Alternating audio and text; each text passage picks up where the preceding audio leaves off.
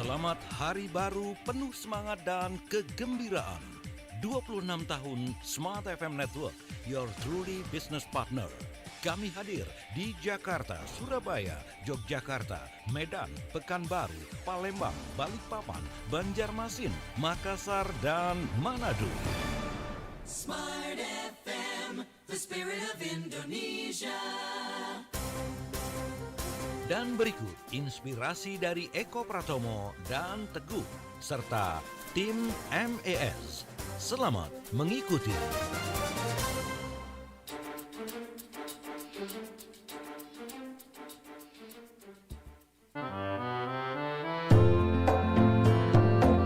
Pekanbaru. Kota Pekanbaru adalah ibu kota dan kota terbesar di Provinsi Riau, Indonesia. Pekanbaru merupakan salah satu sentra ekonomi terbesar di Pulau Sumatera dan termasuk kota dengan tingkat pertumbuhan, migrasi, dan urbanisasi yang tinggi. Pekanbaru terletak di tepian Sungai Siak dan pada awalnya merupakan sebuah kota kecil yang memiliki pasar atau pekan yang bernama Payung Sekaki atau Senapelan. Pada abad ke-18, wilayah yang kini menjadi Pekanbaru berada pada lingkar pengaruh Kesultanan Siak dan Sultan Abdul Jalil Alamuddin Shah, marhum Pekan, dan secara luas dianggap sebagai pendiri kota Pekanbaru modern. Pekanbaru menjadi sebuah kota kecil pada tahun 1948 dan kota peraja pada tahun 1956 sebelum ditetapkan menjadi ibu kota Provinsi Riau sebagai pengganti dari Tanjung Pinang pada tahun 1959. Perekonomian Pekanbaru didukung oleh perdagangan dan pertambangan minyak bumi. Kota ini memiliki sebuah bandar udara internasional, terminal bus antar kota, antar provinsi, serta 2 pelabuhan. Dan inilah Smart FM Pekanbaru 101,8.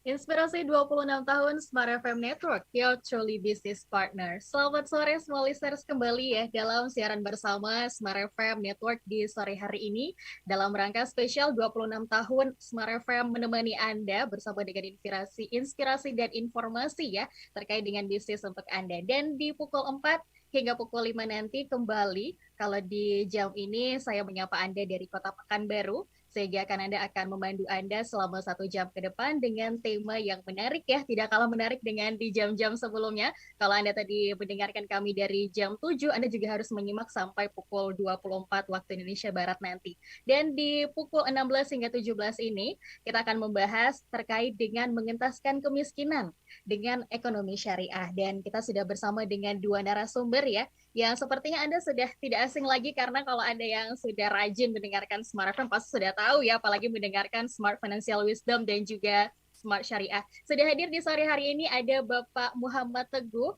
Pak Teguh, selamat sore. Sore, pagi ya, apa kabar? Baik, Pak Teguh bagaimana kabarnya, sehat? Baik, alhamdulillah sehat-sehat.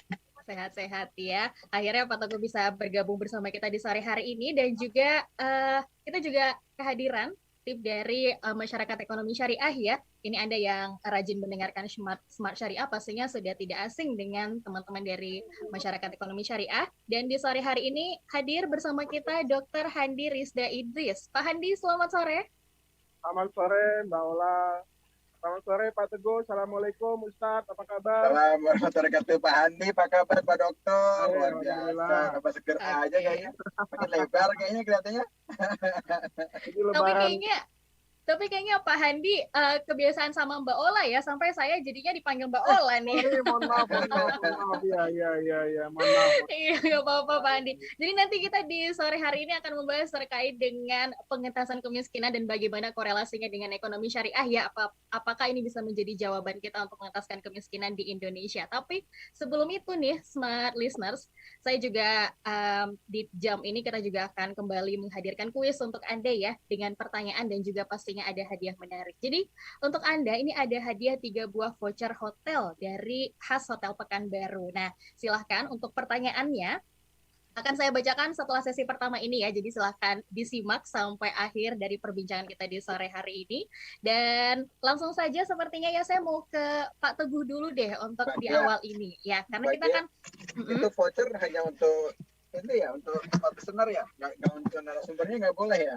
Kalau narasumbernya jangan dong Pak Teguh. Kalau narasumber nanti yang ikut pada kalah semua ya.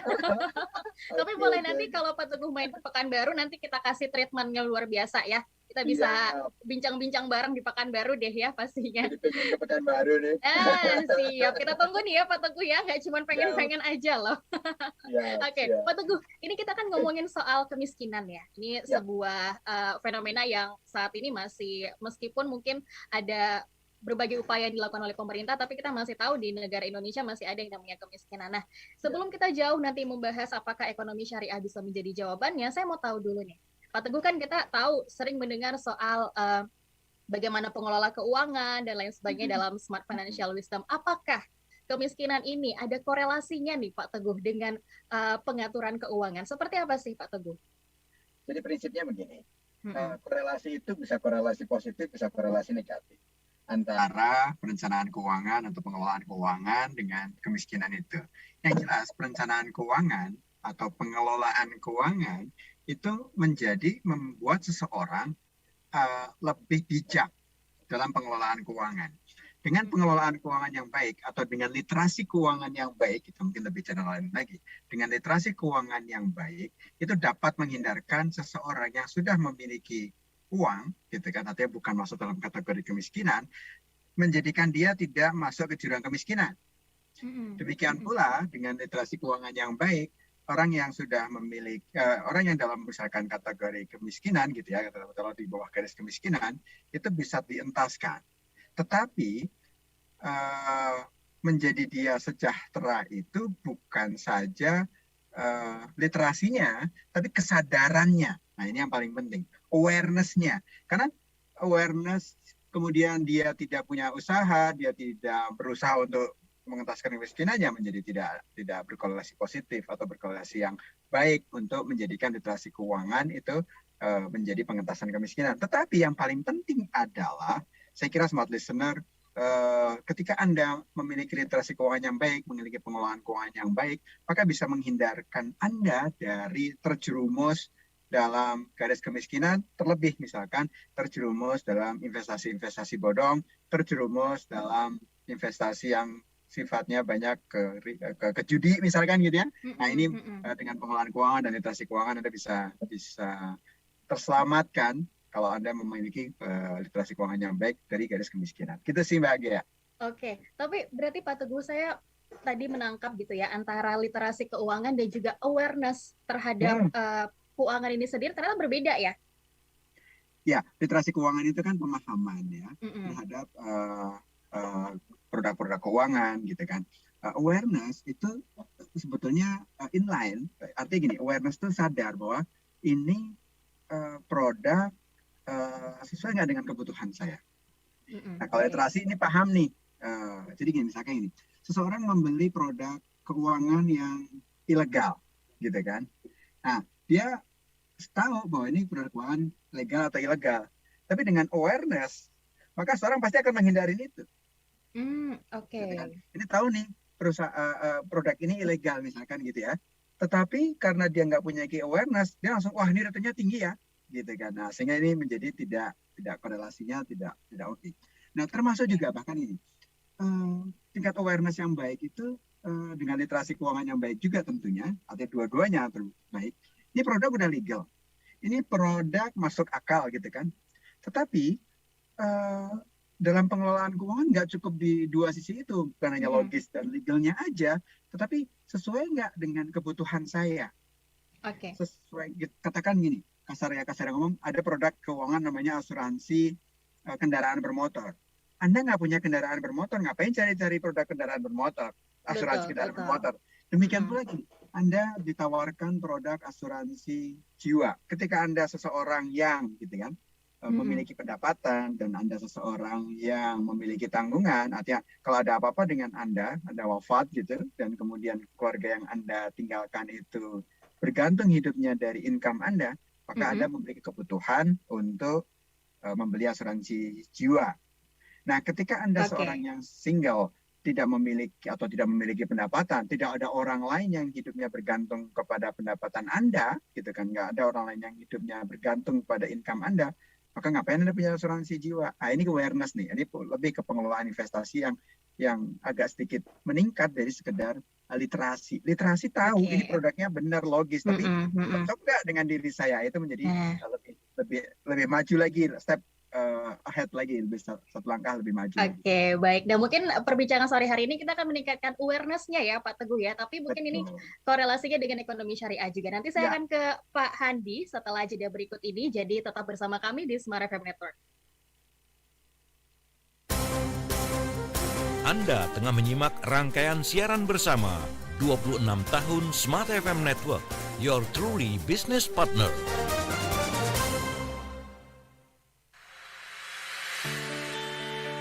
Banyak hal baru di sekitar kita. This is my only favorite station. Nah, yang terbaru dari Smart FM, Standing in a crowded room and I can't see your face. Anda bisa mendengarkan Smart FM melalui aplikasi Jux Music. Download melalui Play Store dan Anda bisa mendengarkan Smart FM dengan mudah sekali klik melalui aplikasi Jux Music.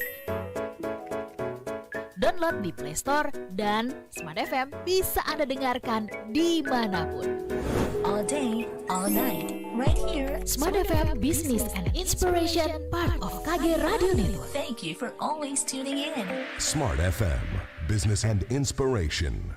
Smart listeners, untuk Anda yang suka banget sama musik, Anda pastinya gak akan mau ketinggalan acara yang satu ini. Jakarta International BNI Java Jazz Festival 2022 balik lagi dengan line-up yang super keren. Bakal ada penampilan dari PJ Morton, The Temptation Rap featuring Glenn Leonard, Dirty Loops, Kahitna, Yura Yunita, Arti, Arsi Widianto dan Tiara Andini, Humania, dan masih banyak lagi. Catat tanggalnya ya, mulai dari 27 Mei sampai 29 Mei 2022 di Jakarta International Expo Kemayoran, Jakarta. Tiket bisa dibeli di official website javajazzfestival.com dan untuk melakukan pembelian tiket, Anda sudah harus menerima vaksin primer lengkap dan booster ya. Info lebih lanjut, langsung aja follow social media @javajazzfest di Instagram, Twitter, Facebook, dan TikTok. Jakarta International Java Jazz Festival 2022 is supported by BNI, Teh Botol Sosro, MLD Spot, and organized by Java Festival Production. Mana yang Anda pilih? Yang biasa saja atau yang berkualitas? Jawabannya pasti yang berkualitas. Yang berkualitas bukan sekadar terkenal atau populer, bukan pula karena terkuat atau tercepat. Berkualitas juga bicara soal isi yang menginspirasi. Smart FM, Business and Inspiration. Smart FM hadir dengan berbagai program yang menginspirasi. Smart FM bukan hanya didengarkan di Indonesia, tetapi juga disapa melalui media sosial. Pastikan Anda memilih Smart FM, media berkualitas karena isinya menginspirasi. Jadi saya rasa Smart FM dengan visinya yang luar biasa juga sudah menginspire banyak orang gitu. Kami siap melayani Anda agar setiap produk dan jasa Anda menjadi pilihan utama.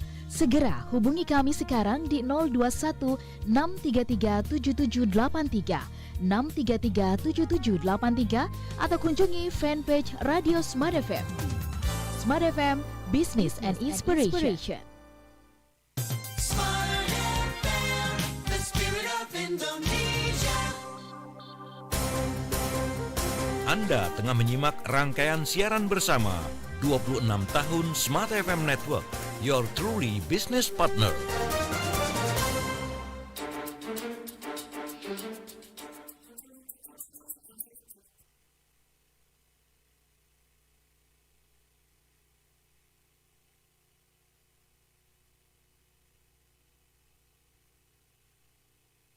Masih mute Mbak Dia. Oke. Smart FM Business and Inspiration, inspirasi 26 tahun Smart FM Network ya, your truly business partner. Kembali Small listeners, kita dalam perbincangan di sore hari ini itu terkait dengan bagaimana mengentaskan kemiskinan dengan ekonomi syariah. Tadi sudah di awal dijelaskan oleh Pak Teguh ya terkait dengan bagaimana sih kemiskinan itu ternyata punya korelasi ya dengan literasi keuangan, dan lebih dalam kita juga harus aware terhadap keuangan itu sendiri. Tapi di saat ini ya, small listeners, kita juga perlu ingat bahwasanya di Indonesia sendiri mayoritas itu masyarakatnya Muslim. Begitu ya Pak Handi ya. Untuk masyarakat Muslim sendiri tentu saat ini juga sedang tumbuh ekonomi syariah yang makin digandrungi setiap harinya. Nah, saya juga pengen tahu nih dari sudut pandang Pak Handi sendiri, untuk ekonomi syariah itu seperti apa sih prinsip-prinsip yang kemudian perlu kita perhatikan bersama, yang mana mungkin ini kemudian bisa kita kaitkan nantinya untuk pengentasan kemiskinan. Boleh silahkan Pak Handi. Ya, baik. Terima kasih Mbak Kia ya.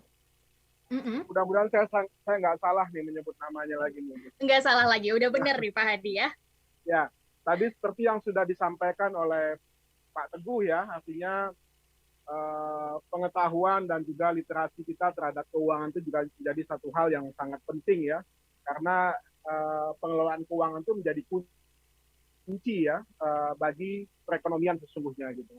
Nah, tetapi kita ingin masuk ke hal yang lebih fundamental gitu ya, Mbak Kia ya, karena bagaimanapun kemiskinan ini kan tidak bisa kita lepaskan daripada aktivitas ekonomi yang dilakukan oleh masyarakat kita. Ya, tadi sudah disampaikan karena di Indonesia ini mayoritas Muslim ya, tentu aktivitas ekonomi yang dilakukan juga akan sangat berpengaruh terhadap kondisi ekonomi dari masyarakat itu sendiri gitu. Nah, dalam perspektif Islam ya atau ekonomi Islam ya, kita patut juga bersyukur gitu ya, perkembangan ekonomi Islam kita ini tidak lagi hanya sebatas perkembangan dari sisi finance ya atau keuangan, tetapi juga sudah mulai berkembang ke sektor real ya. Kita lihat bagaimana industri halal juga tumbuh dan berkembang hari ini, dan juga usaha-usaha yang memang itu terkait dengan penciptaan lapangan pekerjaan ya, terkait dengan sektor real juga tumbuh dan berkembang. Jadi artinya apa? Ekonomi Islam, salah satu ciri ekonomi Islam itu adalah bagaimana aktivitas sektor realnya tumbuh dan berkembang gitu Mbak. Jadi tidak hanya semata-mata resources yang dia miliki itu dikelola ya atau dalam bentuk keuangan semata, tetapi dia harus putarkan ya. Jadi investasi yang dia miliki atau aset yang dia miliki itu harus diputarkan ke sektor real. Kan makna atau hakikat sesungguhnya investasi itu kan sebenarnya juga adalah bagaimana dana atau aset yang kita miliki itu juga diputar ke sektor real, sehingga economic of scale-nya tumbuh gitu ya. Yang tadinya mungkin hanya bisa mempekerjakan 5, 10 ya, tetapi dengan adanya pengelolaan keuangan yang baik tadi ya, investasi yang baik tadi, nah, itu akan bisa membuka lapangan pekerjaan yang jauh lebih besar. Jadi intinya adalah yang pertama, ciri ekonomi Islam itu adalah dia dekat dengan sektor real atau mendorong pertumbuhan ekonomi sektor real. Karena disitulah sesungguhnya hakikatnya inti daripada ekonomi itu sendiri. Ya, demand dan supply itu kan terkait dengan pengelolaan sumber daya yang ada gitu. Nah, kalau seandainya itu sudah berhasil dilakukan, kita yakin angka kemiskinan dan pengangguran itu pasti akan bisa dikurangi. Nah, yang kedua, Mbak Gia ya, itu adalah faktor resiko yang juga tadi yang juga sudah disampaikan oleh Pak Teguh dari aspek keuangan. Nah, di sini juga bagaimanapun ekonomi Islam itu juga bukan sesuatu yang tiba-tiba kita boleh mendapatkan keuntungan tanpa melakukan apa-apa gitu. Nah, dia juga harus punya nilai resiko yang ada, sehingga nanti income ataupun profit yang dimiliki atau yang dia peroleh itu berbasis kepada aspek resiko tadi. Jadi dia tidak boleh menempatkan uangnya misalkan tanpa ada satu value di dalamnya gitu ya. Dia harus punya faktor risiko yang ada di dalam dalam uang atau dalam dana yang dia miliki tadi. Nah, itu juga bisa dilakukan dalam bentuk transaksi-transaksi yang dilakukan dalam sektor real. Nah, kalau kita lihat instrumen-instrumen yang ada dalam keuangan Islam atau dalam ekonomi Islam itu kan memang sebagian besar mengarah kepada bagaimana pengelolaan sumber daya tadi kan. Kita kenal misalkan ada instrumen mudharabah, ya, ada instrumen musyarakah, ya. Nah, itu kan bagaimana trustee partnership itu dibangun, ya, antar dua belah pihak, dua atau lebih, untuk membangun satu bisnis atau pengelolaan sumber daya yang nantinya tadi, ya, bisa memperluas atau memperlebar economic of scale, sehingga lapangan pekerjaan akan terbuka, ya, kemiskinan bisa ditekan, ya. Nah, sehingga peran dan kontribusi ekonomi Islam tadi benar-benar real bisa kita rasakan untuk mengurangi kemiskinan dan pengangguran tadi. Nah, jadi makanya kita bersyukur tadi, ya, perkembangan ekonomi Islam yang sudah mengarah kepada sektor real tadi, ini akan membuka peluang bagi kita untuk menjadikan industri sektor real, industri halal ini menjadi sumber pertumbuhan ekonomi baru, ya, dengan membuka banyak lapangan pekerjaan. Nah, ini akan menjadi satu instrumen untuk meningkatkan pertumbuhan ekonomi kita. Nah, kira-kira begitu, Mbak Gea, ya. Oke, berarti bisa kita simpulkan bahwa ternyata ekonomi syariah ini punya konsep dan juga prinsip yang fundamental, ya, untuk mengentaskan kemiskinan tadi, ya, Pak Hadi, ya. Ya. Nah, sebenarnya tapi sebelum kita bahas, menambahkan, Mbak Gea, ya. Jadi Islam ini atau ekonomi Islam ini boleh kita katakan sistem hidup yang sudah sangat komprehensif, ya, yang sangat lengkap gitu, ya, termasuk juga dari sisi ekonomi. Di kita tidak hanya ekonomi atau pengelolaan ekonomi dalam perspektif profit atau bisnis saja, ya, tetapi juga di backup dengan sektor sosialnya, ya. Adanya instrumen zakat, wakaf, ya, infak, sedekah itu juga menjadi bagian yang tidak terpisahkan dalam sistem keuangan atau ekonomi Islam. Jadi dia menjadi satu backup yang baiklah gitu, ya, ketika ekonomi mengalami permasalahan. Oke, baik. Pak Hadi akan kita lanjutkan setelah break dulu, ya. Kita break dulu, Pak Hadi dan juga Pak Teguh. Tapi sebelum itu saya akan membacakan pertanyaan dulu nih, kuis kita di sore hari ini. Untuk pertanyaannya, apa nama modus investasi palsu yang dicetuskan oleh Charles Ponzi, ya? Untuk jawabannya silakan nanti Anda kirimkan ke WhatsApp kami atau juga SMS juga boleh di 081175710118. Ada 3 voucher Hotel Khas Pekanbaru yang menanti Anda untuk 3 orang yang beruntung. Silahkan Anda dijawab pertanyaannya, dan untuk perbincangan kita akan dilanjutkan setelah break berikut ini, jadi tetap bersama kami.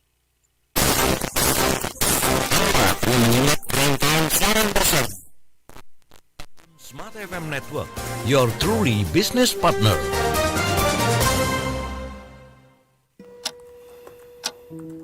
Seberapa besar arti sebuah kata? Pandemi COVID-19 harus dihadapi dengan lapang dada. Tetapi tidak lupa selalu harus berusaha. Mendukung Anda terus merawat asa, kami hadirkan cara baru mendengarkan Smart FM melalui aplikasi Joox Music. Download melalui Play Store dan Anda bisa mendengarkan Smart FM dimanapun, kapanpun. Mendalami bidang komunikasi dan menjadi praktisi itu menurut saya sangat dibutuhkan. Sekali lagi, download aplikasi Joox Music di Play Store. Smart FM Business and Inspiration, part of KG Radio Network. Smart Listener, dengan teknologi yang semakin berkembang, kunci pintu yang semula berbentuk benda kecil kini berkembang jadi sistem keamanan yang lebih canggih. Nah, salah satunya adalah produk andalan dari Kenari Jaya, yaitu Digital Door Lock Ken K368. Dilengkapi dengan beragam fitur unggulan seperti akses dengan fingerprint, kartu fitur bel pintu, dan terintegrasi dengan aplikasi yang bisa Anda download di smartphone Anda. Dan gak main-main, Anda bisa menyimpan 100 data fingerprint, 50 RFID card, 10 PIN, bahkan Anda juga akan mendapatkan 2 kunci mekanikal. Walaupun jauh, Anda juga bisa mengontrol digital door lock ini. Anda bisa menggunakan fitur remote unlocking, sharing password, schedule unlock, alarm notifikasi, bahkan bisa melihat report historinya. Selain itu, Anda akan mendapatkan garansi 1 tahun dan layanan free survei. Keren kan? Segera dapatkan Digital Door Lock Ken K368 hanya di showroom Kenari Jaya atau di marketplace favorit Anda. Kenari Jaya, kunci aman, keluarga nyaman. Ingat kunci, ingat Kenari Jaya. Berlalu lintas di kota besar memang akan sering mengalami kemacetan. Tapi kalau bisnis atau usaha Anda tentu tak boleh sampai macet. Agar tidak macet, Saatnya sekarang produk dan jasa yang Anda kelola semakin dikenal bersama Smart FM Network. Business information, wisdom, and inspiration. Bersama Smart FM Network, produk dan jasa Anda berpeluang semakin dikenal, dipercaya, dan dipilih masyarakat. Promosikan produk dan jasa Anda di Smart FM Network dengan jangkauan luas, program-program berkualitas dan inspiratif. Kami siap membantu bisnis atau usaha Anda lebih sukses. Segera hubungi untuk pemasangan iklan Anda di 021 638 74090. Smart FM Network, Group of Radio Kompas Gramedia. Smart FM, Business and Inspiration. Smart FM, the spirit of Indonesia. Anda tengah menyimak rangkaian siaran bersama 26 tahun Smart FM Network, your truly business partner.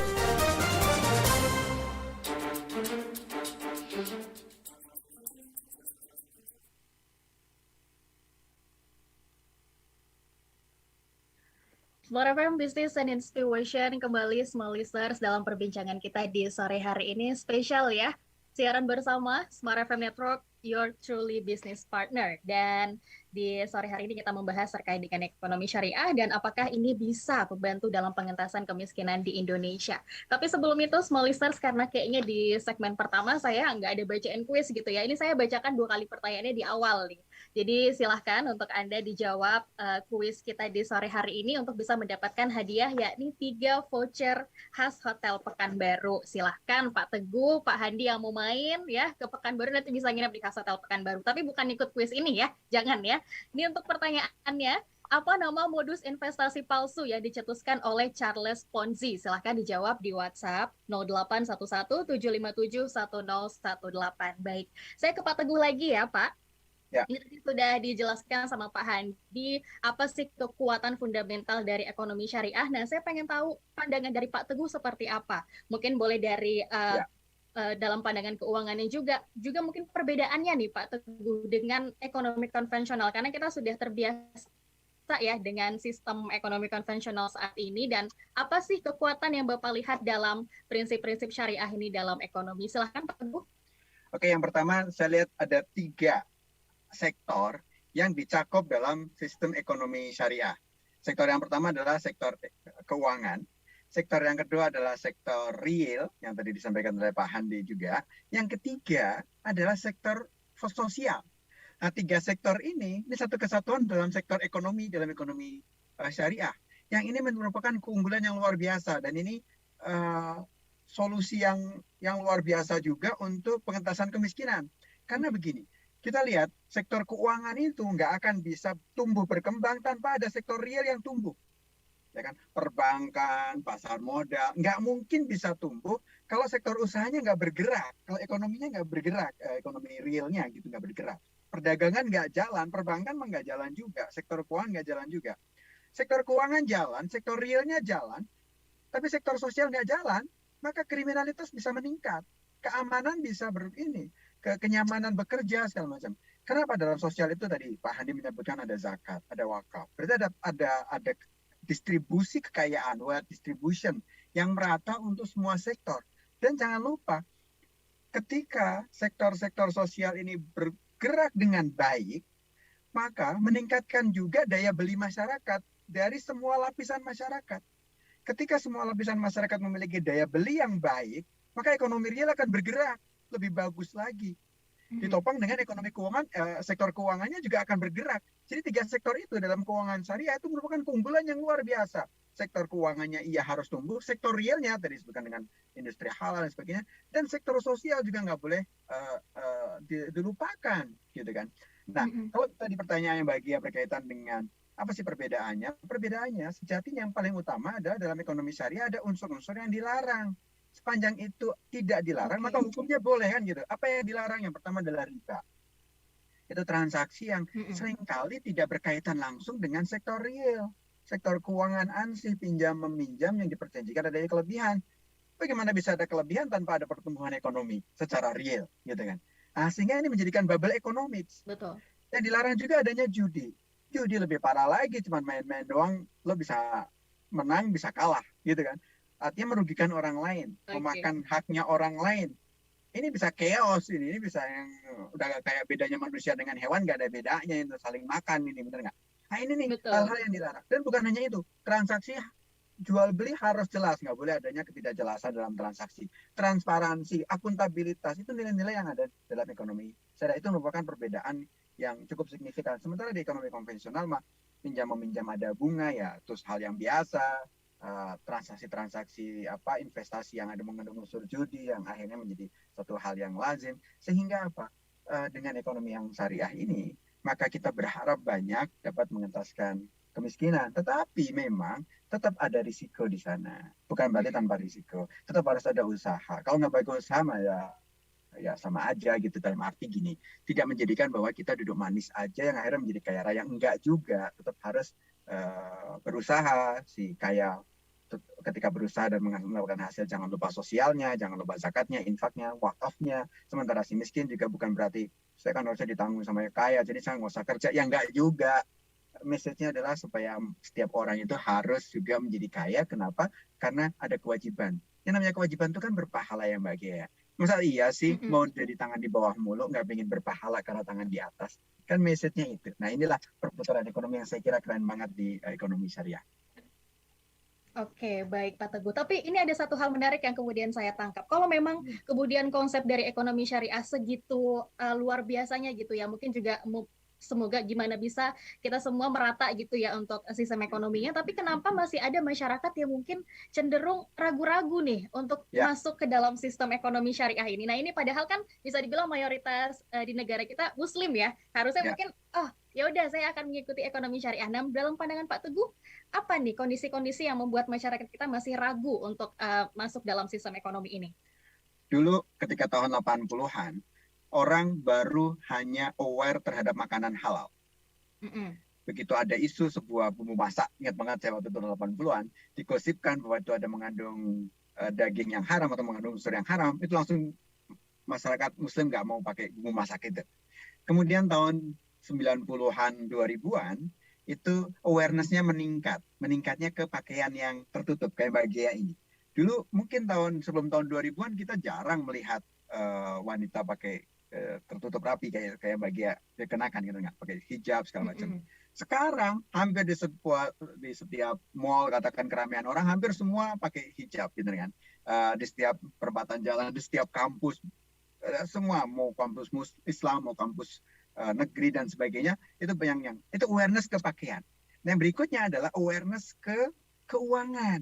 Emang ada tahapan-tahapan yang karena belum kenal aja Mbak. Jadi saya kira kenapa kok belum banyak yang menggunakan? Karena faktor belum kenal, belum paham. Sehingga tugasnya Pak Handi di masyarakat ekonomi syariah nih Pak Handi ya, untuk terus mensosialisasikan ekonomi syariah yang keren ini, yang pakai hijab itu bukan kuno juga, ternyata modis juga, benar nggak? Pakai keuangan syariah itu ternyata menguntungkan juga, bukan hanya sekedar mendapatkan pahala atau terhindar dari unsur-unsur yang diharamkan doang gitu.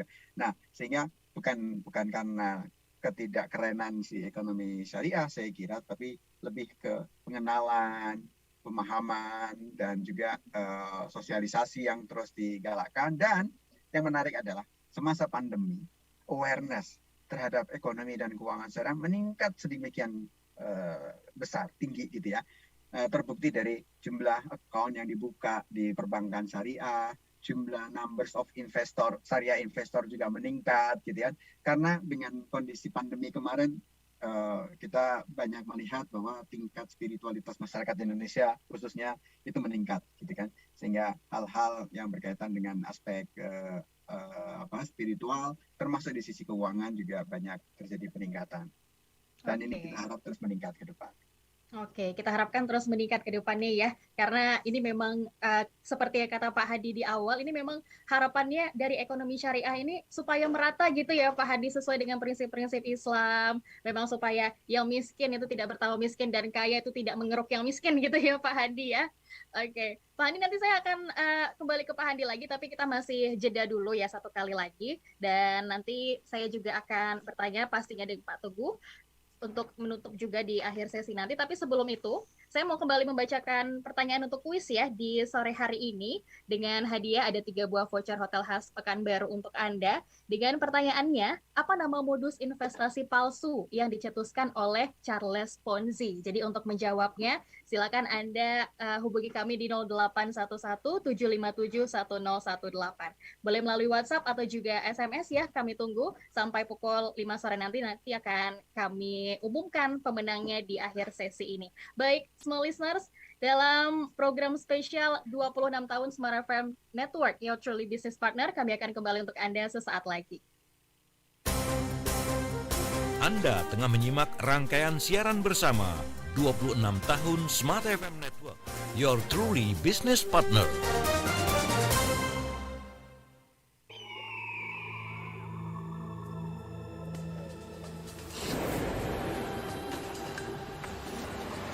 Indonesia adalah tentang saya dan Anda. Indonesia adalah kita. Indonesia tempat kita bersama-sama untuk bertumbuh menuju kebaikan. Smart FM hadir di 10 kota di Indonesia: Jakarta, Yogyakarta, Surabaya, Medan, Palembang, Pekanbaru, Banjarmasin, Balikpapan, Makassar, dan juga Manado. Menghadirkan Indonesia Sepekan, program perbincangan yang menghadirkan berbagai topik sosial, ekonomi, bisnis, hukum, pariwisata yang bisa membangkitkan semangat untuk membangun masing-masing tempat kita. Balikpapan memiliki kelebihan dibanding dengan 10 kabupaten kota yang ada di Kalimantan Timur. Jadi pemahaman mereka soal konservasi sangat-sangat minim. Betul. Pariwisata kita ini, jangan salah, diundang oleh negara asing, dijamu mereka untuk kemudian mengirim ke negara itu. Pastikan Anda selalu menyimak Indonesia Sepekan dari 10 kota Smart FM di setiap hari Sabtu, jam 9 hingga 11 waktu Indonesia Barat, atau jam 10 hingga 12 waktu Indonesia Tengah. Pastikan Indonesia Sepekan hanya di Smart FM, Business and Inspiration, part of KG Radio Network. Smart FM, Business and Inspiration. We sing happy birthday to you. 26 tahun Smart FM menemani Anda dalam membangun bisnis, mengembangkan karir, jatuh bangun dan menikmati cerita sukses bersama. Memeriahkan 26 tahun Smart FM, Your Truly Business Partner, ayo ikut serta dalam kuis Instagram. Tebak tokoh bisnis sesuai dengan foto yang terpampang di Instagram @radiosmartfm 959. Dapatkan gift spesial 26 tahun Smart FM. Caranya gampang, follow akun Instagram @radiosmartfm 959 dan segera jawab pertanyaan yang tertera.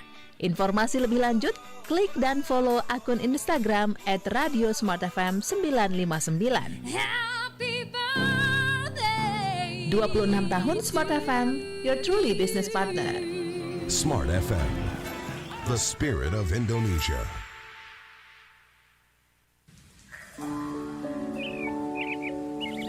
Pagi-pagi memang seneng banget dengar kicauan burung. Tapi kalau dengar kicauan tentang apa yang dilakukan dan update dari Smart FM, juga bisa loh. Smart FM, Business and Inspiration. Follow Twitter Smart FM @radiosmartfm 959 dan dengarkan kicauan-kicauan kami tentang berbagai hal yang positif. Pastikan follow Twitter @radiosmartfm 959.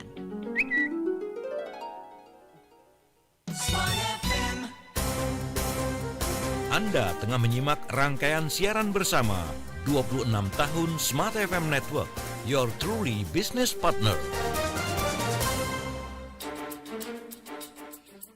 Smart FM Business and Inspiration kembali lagi small listeners dalam program spesial di sore hari ini ya. Dalam ulang tahun Smart FM Network yang ke-26, kita membahas di pukul 4 hingga pukul 5 ini sudah kita memasuki segmen terakhir ya, ini tidak terasa sekali. Kayaknya tadi baru nyapa apa kabar, kayaknya sekarang udah masuk segmen terakhir aja. Baik, ini kan yang sudah dipaparkan sebelumnya terkait dengan ekonomi syariah dan bagaimana kemudian korelasinya dengan pengentasan kemiskinan. Ada satu hal yang mungkin bisa menjadi highlight, itu terkait dengan riba. Karena ini bisa menjadi sesuatu yang sangat krusial dalam ekonomi syariah, yang itu sangat dihindarkan. Betul ya Pak Handi ya? Nah, tapi saya pengen tahu sebenarnya seberapa powerfulnya gitu riba ini yang mungkin bisa membuat kita tuh terperosok dalam kemiskinan mungkin lebih panjangnya. Tapi sebenarnya apa sih riba ini yang perlu kita perhatikan, Pak Handi? Ya, jadi Mbak Gea, saya pernah membaca satu buku namanya The Problem with Interest ya. Nah, The Problem with Interest ini satu buku yang bicara tentang bagaimana jahatnya riba ini dalam sektor ekonomi dan keuangan ya. Jadi riba ini yang kemudian merubah perilaku individu ya dalam mengelola keuangan dan juga mengelola aset yang dia miliki ya. Jadi orang ketika sudah berburu rente istilahnya ya, maka dia akan melakukan apa saja untuk bisa memperkaya diri atau untuk bisa mendapatkan uang yang sebanyak-banyaknya. Jadi riba ini mendorong orang untuk berperilaku secara greedy, Mbak, secara rakus gitu. Bahkan kalau di buku itu ya, itu penulisnya adalah Tariq Ad-Diwani ya. Jadi di buku itu bahkan dikatakan orang akan melakukan eksploitasi apa saja, ya, misalkan menebang hutan, ya, merusak lingkungan, ya, melakukan trafficking dan lain sebagainya hanya untuk mendapatkan atau memenuhi keinginannya untuk mendapatkan uang tadi. Nah, uang tadi itu bisa karena faktor riba tadilah yang kemudian dia akan melakukan apa saja untuk mendapatkan. Jadi tidak salah ya, dalam Al-Quran itu banyak sekali dikatakan dampak riba itu bermacam-macam ya. Bahkan di ujung ayat itu dikatakan Allah akan memerangi ya. Jadi kata-kata memerangi itu kan sudah menjadi satu deklarasi perang dari Allah ya bagi orang yang menggunakan riba ini. Maka tunggu saja azab dan juga siksa Allah terhadap perilaku atau orang-orang yang menggunakan riba ini. Bahkan tidak hanya pengguna riba, tapi juga orang di sekitar yang mengetahui, saksi atau dan lain sebagainya juga akan terkena dampaknya. Jadi Al-Quran itu sudah mewanti-wanti ya, sudah memberikan warning yang sangat jelas. Jangan sampai ini masuk ke dalam sistem perekonomian ya dan merusak sistem perekonomian sehingga nanti orang akhirnya tidak lagi ada aspek-aspek kemanusiaan yang ada di dalamnya ya. Nah, oleh sebab itu ekonomi Islam ini memberikan alternatif Mbak ya. Bahkan di Quran itu kan juga dikatakan wa haramul riba wa halalul bai' gitu ya. Jadi disetarakan antara riba dan perdagangan.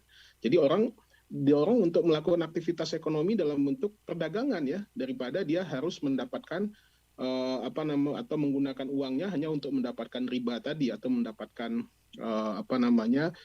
interest yang mungkin juga bisa dikategorikan sebagai riba tadi gitu ya. Atau mungkin juga juga diberikan alternatif lain ya, bahwasanya zakat juga bisa menjadi salah satu alternatif yang bisa digunakan oleh umat Islam ya untuk memerangi riba ini. Jadi memang ini menjadi satu problem yang ini mendasar sekali, Mbak. Makanya tadi Pak Teguh katakan ya, jadi kalau dalam kaidah fikih itu ya, aspek muamalah itu kan semuanya boleh di kita kan, sampai ada satu ayat nas yang melarangnya. Nah, ayat melarang riba ini kan sudah sangat jelas dan menurut saya tidak ada debatable di situ ya. Jadi sudah sangat clear, jelas bagaimana Allah sendirilah yang mengharamkan atau melarang perilaku riba ini. Jadi menurut saya inilah sebenarnya yang dikikis habis oleh ekonomi syariah tadi ya, baik dari sisi transaksi keuangannya maupun dalam transaksi sektorilnya ya. Jadi tidak boleh ada peluang-peluang ya bagi aktivitas ekonomi itu menggunakan riba tadi yang akhirnya akan merusak perekonomian itu gitu. Oke, baik. Berarti kan ini bisa dibilang riba itu segitu mengerikannya ya, karena itu bisa mengeruk banyak sekali kerugian, apalagi untuk orang-orang yang tidak kurang literasi ya. Nah, ini Pak Teguh, karena meskipun kadang kita tahu ya riba ini segitu sulitnya ketika kita dapatkan, tapi masih ada nih Pak Teguh yang orang-orang yang kemudian masih tertarik atau juga mungkin termakan tipu daya dari riba-riba, entah itu karena pinjaman dan lain sebagainya. Apakah literasi keuangan yang mana nih Pak Teguh yang salah dari hal ini, dari kondisi seperti ini? Boleh dijelaskan nggak sih Pak Teguh? Jadi gini, literasi keuangan itu kan melek terhadap keuangan. Nah, kita bukan hanya sekedar keuangan, tapi literasi dari sisi ekonomi. Dalam hal berinvestasi, sekarang sudah banyak sih Mbak Gia ya, orang-orang atau bahkan komunitas yang ketika memilih berinvestasi, dia memilih berinvestasi yang berdampak kepada ekonomi. Dia memilih investasi-investasi yang berdampak kepada sosial. Dia menghindari investasi-investasi yang merusak lingkungan, ya. Maka adalah SDGs, ada ESG gitu-gitu kan, yang dia based on environmental, gitu kan. Yang dia juga dalam berinvestasi mengedepankan ethics, gitu kan. Dia berinvestasi menghindarkan diri dari greedy, gitu. Nah, komunitas-komunitas yang atau orang-orang yang banyak tumbuh sekarang dengan kesadarannya itu menjadikan antara sektor keuangan dengan sektor real itu berjalan seiring. Kemudian nanti tinggal kita, tugasnya teman-teman yang di filantropi gitu misalkan, untuk mengembangkan lagi supaya ini inline nih 3 sektor tadi yang saya sebutin. Sektor keuangan, sektor real, dan kemudian sektor sosialnya. Gitu kan. Nah, orang masih tergiur, Mbak, yang namanya barang haram kan banyak menarik kadang-kadang kan. Bahkan yang gratis halal aja banyak dihindari, sementara yang harus bayar pada hal haram dibeli kan gitu-gitu kira-kira. Betul. Jadi memang kadang-kadang lebih menarik secara bungkusnya. Tapi kalau kita melihat dari helikopter view, kita melihat dari makronya, ini sebetulnya menyelamatkan ekonomi negara, menyelamatkan ekonomi suatu sosial gitu, masyarakat gitu. Ini satu pandangan yang lebih besar, yang lebih holistik lah kalau boleh dibilang, lebih helikopter view. Ini kita nggak ngomongin tentang return ansih, kita nggak ngomongin tentang profit doang, tapi kita beyond dari sekedar itu semua, menjadikan masyarakat kita dan masyarakat sekitar kita menjadi sejahtera dan menjadi ekonominya bergerak untuk jangka waktu yang lama, maka disebut dengan sustainable gitu kan, sustainable, environmental gitu-gitu kan. Nah sekarang maka saya kira bahwa sekarang masih banyak yang tertarik dengan yang kayak gitu ya, ada prosesnya lah. Di suatu saat saya yakin pasti kesadaran terhadap ekonomi yang bukan hanya sektor keuangan saja dan bukan hanya profit ansih, tapi juga berdampak yang baik buat ekonomi negara gitu sih Mbak Gia. Oke, Pak Teguh dan juga Pak Handi, ini waktu kita semakin menipis ya, mungkin sebagai penutup juga dari perbincangan di sore hari ini, saya mau melanjutkan sebenarnya dari perbincangan dengan Pak Teguh sebelumnya. Ini masih soal riba nih Pak Teguh, tapi boleh sebagai closing juga ya, boleh diberikan saran mungkin. Nah gimana sih supaya kita tidak terjebak dengan yang namanya riba ini? Apa sih literasi keuangan yang perlu kita tingkatkan dan lain sebagainya supaya kita bisa bersama-sama aware terhadap ekonomi syariah dan juga tidak terjebak dengan riba. Silakan Pak Teguh. Sekarang di Indonesia sudah banyak sekali produk instrumen yang terbebas dari riba. Misalkan kalau Anda memilih untuk tidak menggunakan riba, maka pilihlah rekening Anda di bank syariah. Ketika Anda investasi di reksadana, ingin investasi yang terbebas, bukan hanya dari riba, tapi dari judi, dari sesuatu yang sifatnya gharar, maka pilih reksadana syariah. Ketika Anda mau berinvestasi di saham, Anda bisa pilih saham-saham yang masuk dalam daftar efek syariah. Otoritas Jasa Keuangan sudah memfasilitasi itu dengan sangat baik. Bahkan pemerintah juga memberikan instrumen investasi berupa sukuk instead of ori. Misalkan obligasi retail Indonesia ada sukuk retail, ada sukuk tabungan, ada sukuk wakaf. Sedemikian banyak instrumen sehingga saya rasa tidak ada lagi alasan buat produknya sedikit gitu, nggak ada lagi alasan. Produknya udah cukup complicated, sudah cukup lengkap, maksud saya udah cukup komplit gitu sehingga bagi kita mudah untuk menerapkan tadi terbebas dari riba, terbebas dari judi, terbebas dari ketidaktransparan dan sebagainya. Nah, saya kira keren itu. Baik, Pak Teguh. Ini Pak Handi, kita tahu ya jalan di depan itu masih panjang sekali ya untuk bisa mewujudkan ekonomi berbasis syariah di Indonesia. Tapi kita melihat ada keoptimisan nih terhadap sistem ekonomi syariah ini. Jadi apa kira-kira saran dari Pak Handi untuk pelaku usaha khususnya itu untuk menerapkan prinsip-prinsip syariah dalam usaha yang dia bangun? Silakan Pak Handi. Ya memang ini butuh proses ya Mbak Gia ya, jadi tidak bisa simsalabim ya semudah membalikkan telapak tangan, ini semuanya berproses. Saya optimis ya dengan melihat perkembangan yang ada. Mungkin 5-10 tahun yang lalu kita hanya mengenal instrumen keuangan syariah atau lembaga keuangan syariah dalam bentuk perbankan, asuransi, dan lain sebagainya. Sekarang sudah berkembang menjadi ada industri halal, ada UMKM halal ya dan lain sebagainya. Nah tentu kita berharap ke depan akan lebih ekosistem yang sedang dirancang ini akan lebih kuat dan masif gitu. Jadi artinya nanti aktivitas ekonomi itu sudah memiliki ekosistemnya sendiri, ya, baik dari sisi keuangan, dari sisi sektor realnya, atau juga dari sisi sektor sosialnya, sehingga nanti masyarakat kita akan memiliki banyak pilihan, ya, baik dalam bidang investasi keuangan, investasi langsung sektor realnya, maupun dia mau melakukan atau menggunakan sistem keuangan sosial yang ada hari ini gitu. Jadi apalagi ditambah negara kita memberikan peluang yang sebesar-besarnya untuk tumbuh dan berkembang, ya. Kita lihat regulasi kita sudah cukup komprehensif, ya, mulai dari undang-undang zakat, wakaf, perbankan syariah, ya, undang-undang jaminan produk halal dan lain sebagainya. Itu juga merupakan satu modal yang sangat berharga untuk kita kembangkan ke depan. Nah, tinggal bagaimana kita bersinergi, seluruh stakeholder yang ada bersinergi bahu-membahu untuk mengedukasi, ya, meliterasi, ya, sehingga nanti pengetahuan dan pemahaman masyarakat kita ini akan jauh lebih baik, ya. Karena kita bukan negara berbasis agama, ya, jadi pengembangan ini juga menjadi satu sangat terbuka sekali gitu. Artinya kita tidak menutup mata ada sistem lain yang juga diperbolehkan oleh negara gitu, ya. Nah, sehingga kita, ya, bagaimana menampilkan sesuatu yang lebih baik, ya, fastabiqul khairat, ya, sehingga masyarakat kita akhirnya punya kesadaran untuk memilih sesuatu yang memang itu tidak hanya baik buat dia, tapi juga nyaman, ya. Dia merasakan inilah tempat dia berinvestasi, menggunakan uangnya, ya, sehingga dia merasa aman dan nyaman dunia akhirat lah gitu, ya. Karena kan orang tidak hanya sekedar berpikir dunia saja, tetapi orang juga berpikir apakah nanti uang yang dia pakai, dia gunakan itu bisa dia pertanggungjawabkan nanti di hari akhir. Nah, inilah yang menurut saya kita optimis lah, ya, dengan masyarakat kita, dengan perkembangan yang ada. Mudah-mudahan ekosistem ini bisa terus berkembang dan memberikan kontribusi yang jauh lebih positif bagi perkembangan ekonomi kita. Mungkin begitu, Mbak Gea. Oke, baik. Pak Hadi dan Pak Teguh, terima kasih sekali atas informasi dan waktunya, ya, di sore hari ini. Sehat-sehat selalu. Terima kasih sudah bergabung dalam kemeriahan ulang tahun Smart FM Network di hari ini.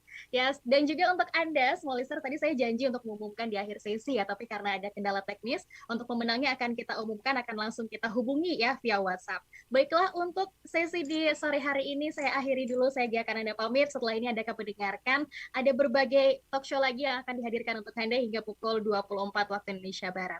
Baiklah, saya akan Anda pamit. Selamat sore, sampai jumpa. Terima kasih Anda baru saja menyimak siaran bersama 26 tahun Smart FM Network, your truly business partner. Dapatkan inspirasi berikutnya untuk kemajuan bisnis, karir, dan kehidupan Anda. Smart FM, the spirit of Indonesia, business and inspiration, part of Kompas Gramedia Radio Network. Smart FM.